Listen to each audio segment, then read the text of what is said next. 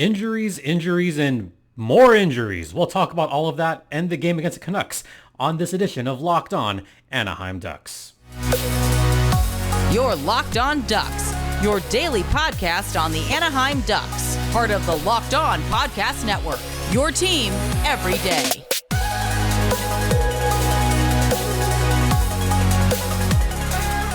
Welcome to Locked On Anaheim Ducks, part of the Locked On Podcast Network, your team every day.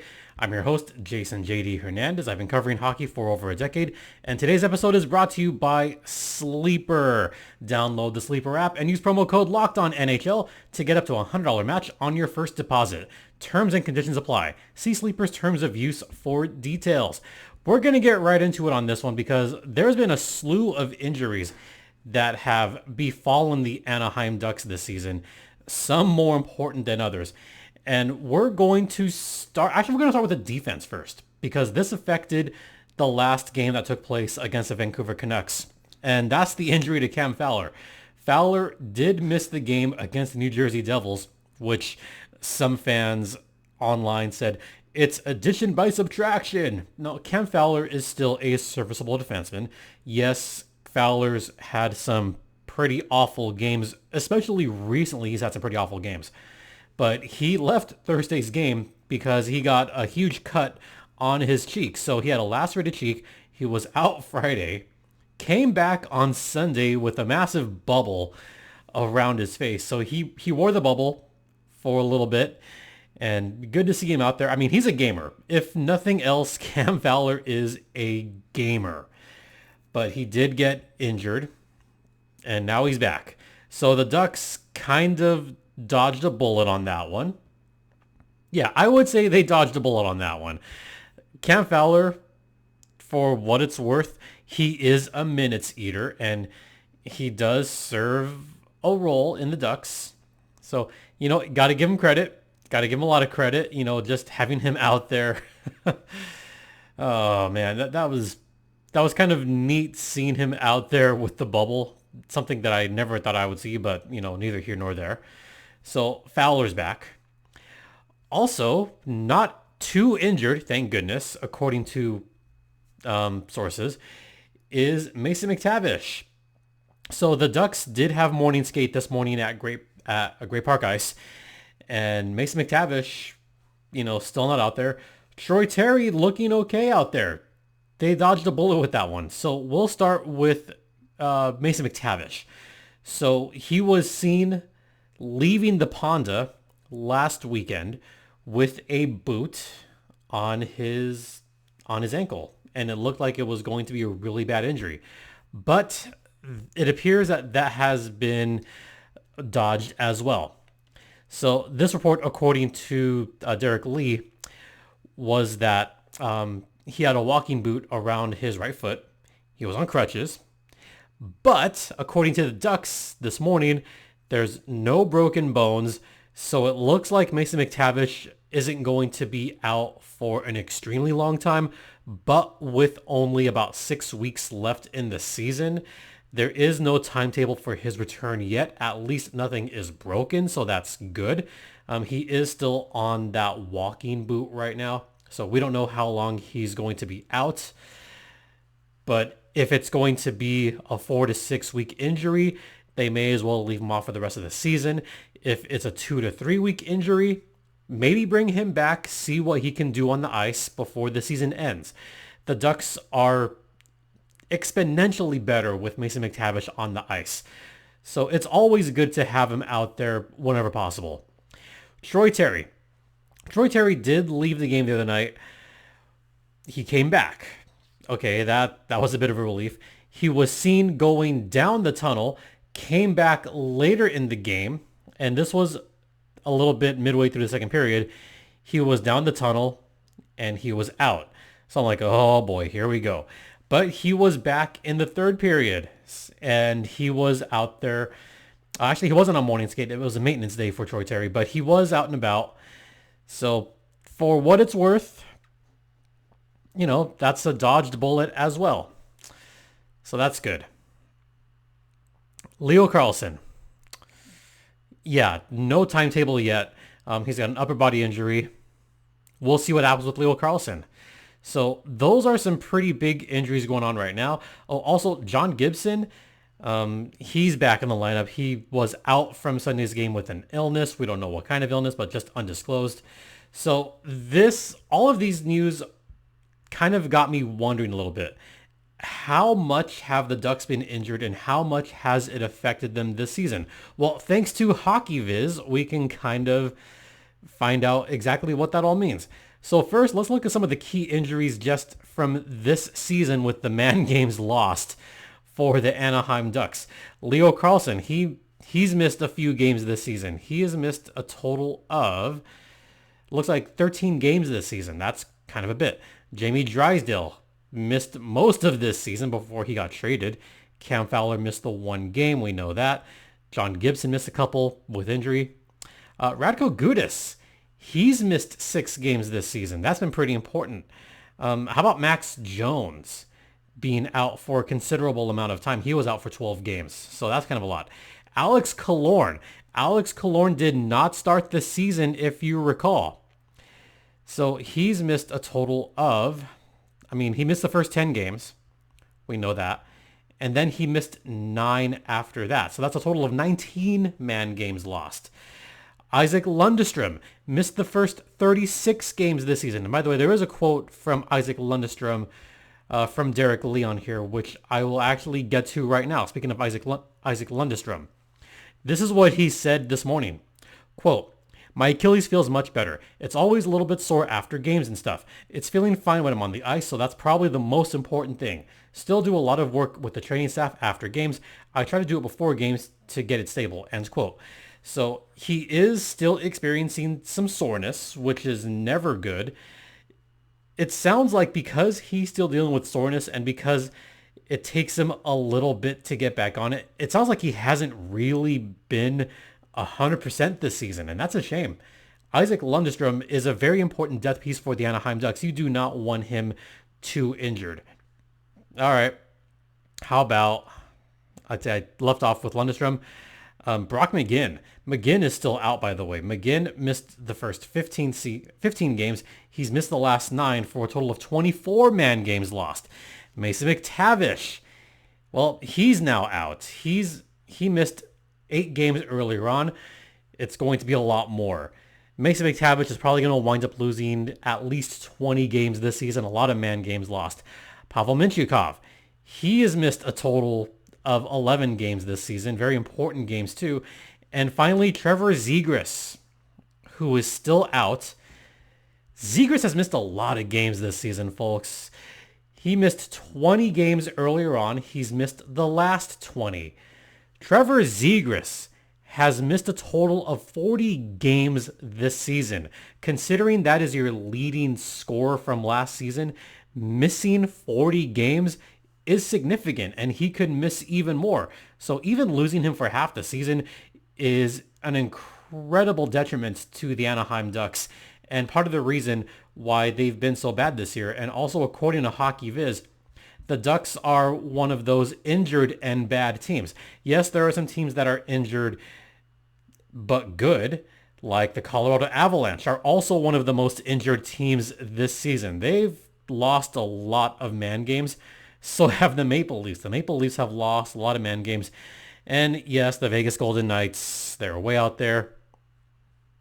Say what you want about the Vegas Golden Knights having guys on LTIR and cap shenanigans and so.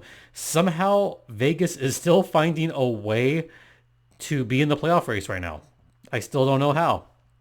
Also injured and bad.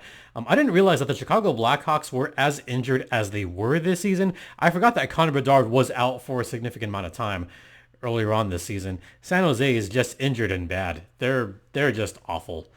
But the Ducks are right there. Injuries do not help those kind of teams. Healthy and bad. I wouldn't want to be a team that has been relatively healthy and terrible, like, I don't know, the Coyotes maybe. I did kind of laugh seeing that Arizona was healthy but bad. Yep, such is the Coyotes. All right, we're going to head to the first intermission right now and talk a little bit about the last game that took place against the Vancouver Canucks. Stay locked in. Now a brief word from Sleeper. And folks, we're coming down to the wire on this season, Ducks fans. Regardless of where the Ducks are in the standings, which is towards the bottom, gotta remind you that you could win big by playing daily fantasy hockey on Sleeper, the official daily fantasy app of the Locked On NHL Network. Sleeper is our #1 choice for daily fantasy sports, and especially daily fantasy hockey, because you can win 100 times your money with guys like, I don't know, McKinnon, Crosby, some guy named McDavid, some guy named Kucherov. You can predict whether they record more or less than their sleeper projections, like goals, assists, plus minus, etc. All you have to do to win a 100 times bet is correctly predict the outcome of 8 player stats. You heard me, Ducks fans. You could use promo code LOCKEDONNHL and you'll get up to $100 match on your first deposit. Terms and conditions apply. That's code LOCKEDONNHL. See Sleeper's terms of use for details and locational availability. Welcome back to Locked On Anaheim Ducks, part of the Locked On Podcast Network. Once again, you're locked in with Jason JD Hernandez. Let's talk about the last game against the Vancouver Canucks. Not a whole lot to this game. There was just a couple of really bad plays on this one that cost the Ducks the game. And for what it's worth, Lukáš Dostal was pretty solid in net. Anaheim didn't do much on offense in this one. They only had 18 shots on goal. Again, the Ducks are starting to get back to their old bad habits of allowing a lot of shots and not getting many shots themselves. At one point in the game, the Ducks were getting outshot 22-11 after 2 periods. It looked really bad. First period, 14-3. 14-3, and that was it. And that was despite Alex Killorn getting a goal right after Nils Höglander scored his 9th of the season. So right away, I honestly thought it was going to be like a 4-4 game, and then it wasn't. I mean, the best I could make from this game was just a couple of bad plays. Quinn Hughes doing his thing once again. I mean, he didn't score any goals, but he did show up with a nice assist to Nils Höglander in the first period. However, Alex Killorn is someone that the Ducks had missed for a lot of the season. I just talked about all the injuries. Alex Killorn seems to be fully back. A nice little wrister. Also, Urho Vaakanainen getting an apple on this one. That one, I think, had a lot of hard work involved in that one because there was some pretty good puck work along the boards. And Vaakanainen did a good job just escaping the puck to Max Jones, who fed it right to Alex Killorn. So this was just a good play all around, good effort, good hard work. Those are the kind of goals you love to see if you're a Ducks fan. You want to see your guys work hard along the boards. You want to see your guys do whatever they can to keep the puck away from the opponents. That was just a nice goal. And I thought it would be a catalyst for the rest of the game. Oh boy, was I wrong after that. Connor Garland in the second period, early in the second period, got a goal off of what I thought was a pretty lazy play. That's the kind of goal that you simply do not want to give up, folks. I'm sorry. But there was just some bad play there. Somehow Garland was left wide ass open to Dostal's right. And I get that Mintyukov is still young, but he switched over, picking up, I think it was Miller. Because Miller had to get picked up. Because he would have been left wide open. So Sankarek was there as well. And then Mintyukov just all of a sudden did whatever he could. But Zadorov was just left so open, and Connor Garland was left open. It was JT Miller that they were covering. So they were covering JT Miller. Zadorov left wide open. Connor Garland also left wide open. Once Zadorov was left open, Lundestrom did the responsible thing and covered for his teammates. So Lundestrom came over to Zadorov. And that left Garland wide open. That was the game winner. All Greg Cronin said about that goal was it was quote-unquote just unnecessary. To give a tap-in goal like that as the game winner, that's frustrating. Yeah, it was frustrating. You bet your ass it was. This was a mistake, unfortunately, by Pavel Mintyukov. I'm going to say this now. He's still a rookie. He is still learning some little details here and there. Rookie mistakes happen. They absolutely happen. Sam Carrick, I'm not going to forgive as much on this one. Carrick should have been a little bit more responsible there, but Minchikov was the first one to bite. So unfortunately, I would say more than 50% of that mistake goes to the young rookie, but these are all things he's going to learn. These are all things that he is going to correct as he progresses in his NHL career. So Ducks fans, I don't like putting blame for anyone on this loss, and I'm not going to put blame on anyone on this loss. I'm just going to say once again, he's a rookie. He's still learning. There's still a little fine tuning there. So as I said, in October, have patience with this team. Patience underlined, folks. So that wound up being the final score, 2-1, and that was it. That was all the scoring. Third period was just a lot of back and forth, a lot of neutral zone action, some pretty decent shots there. Not a whole lot in terms of penalties. Thank God the Ducks only committed 2 penalties, but Vancouver only committed 1. Sam Carrick got kind of a ticky-tack call against Quinn Hughes. That was a ticky-tack call. And the Ducks, for the 11th time this season, too many men.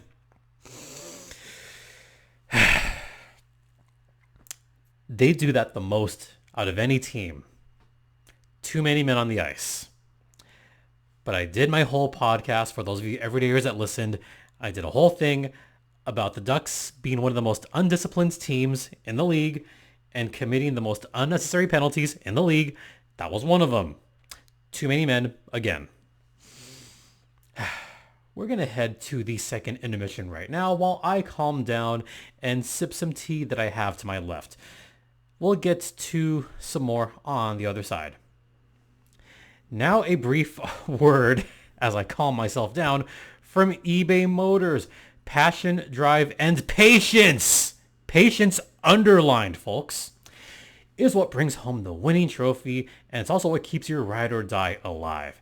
eBay Motors has everything you need to maintain your vehicle and level it up to peak performance. From superchargers, roof racks, exhaust kits, LED headlights, and more.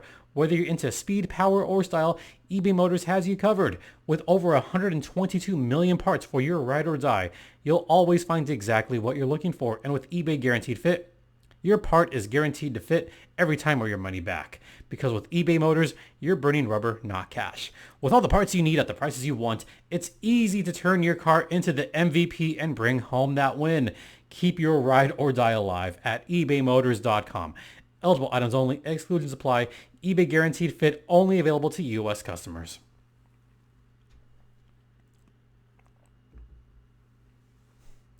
Welcome back to Locked On Anaheim Ducks, part of the Locked On Podcast Network. Once again, you're locked in with Jason JD Hernandez.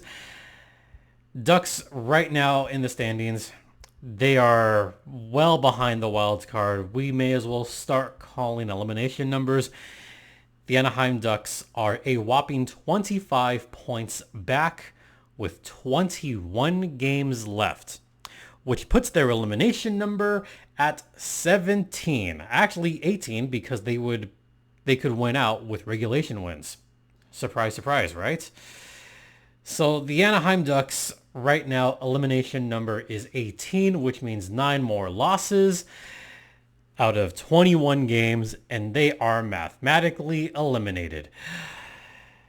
The Ducks aren't making the playoffs again for the 6th consecutive year. That streak is starting to get to me, folks. I've been hosting Locked On Ducks for the last 5 years. They have not made the playoffs any of those years. Trying to stay positive here. Very much trying to stay positive. As of right now, 21 games left. The max amount of points they can get is 89. And that's with Vegas, the Kings, and the Predators right there. The Vegas Golden Knights, by the way, they're close to getting out of a playoff spot. Yes, I did say that the Vegas Golden Knights are the most injured team, yet somehow still managing to be decent despite that. Vegas is a team you do not want to see in the playoffs, because once everybody magically gets healthy on game 1 of the playoffs, watch out for Vegas again. Right there on the tails of the Kings and the Preds, you have the St. Louis Blues 5 points back. The Flames are 7 points back, as well as the Seattle Kraken. I don't want to talk about the Flames and the Kraken, but there was some bad hits on that one. Minnesota's a point behind them. Arizona had a really bad losing streak for a while there. They are getting close to Ducks territory. So the Ducks are only 8 points back of the Arizona Coyotes. They are 5 points back of the Columbus Blue Jackets. It would be prudent for the Ducks to not pass either of those two teams up. Otherwise, they could wind up outside the top 3 in this year's NHL draft. They do not want that. The Chicago Blackhawks are at 35 points. The Sharks at 36. Ducks at 47. The Blackhawks could win 6 more games. The Ducks could lose out, and the Blackhawks would still have a worse record. So, yeah, 20 games left, 6 games to win. No, not happening. Blackhawks are going to they're going to be lucky if they get to 50 points this season. Same with the San Jose Sharks. I think the Sharks will be the second worst. Blackhawks worst again. Ugh, disgusting. As far as games coming up for the Anaheim Ducks, we got a game against the Ottawa Senators Wednesday. That'll be a lot of fun. 2 bottom-dwelling teams. Yes, I'm going to say it again. 2 bottom dwellers. The Sens, 53 points. Ducks, 47. It's a battle for the lottery. And then Friday, they play the Dallas Stars. Then the New York Islanders on Sunday. So kind of a busy triad of games. This is going to be their last long homestand of the season, so make sure you come out to the Ponder for that. Also, we got Gulls hockey on Wednesday and Friday as well. They're taking on the Coachella Valley Firebirds. So that's some hockey that's coming up this week for Ducks and Gulls hockey.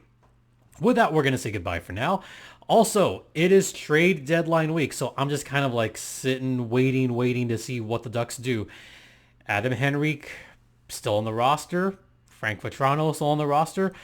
Don't be surprised if any players get left out for trade reasons tomorrow night. So that's something to keep an eye on.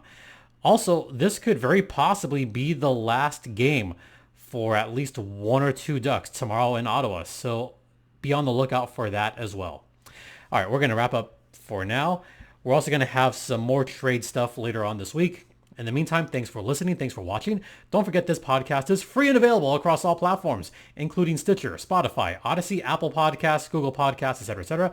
You can follow me on Twitter at StimpyJD. The show's Twitter is at LO_Ducks. And once again, thank you all for your continued support. It is so greatly appreciated. For Locked On Anaheim Ducks, I'm Jason JD Hernandez saying have a great rest of the day.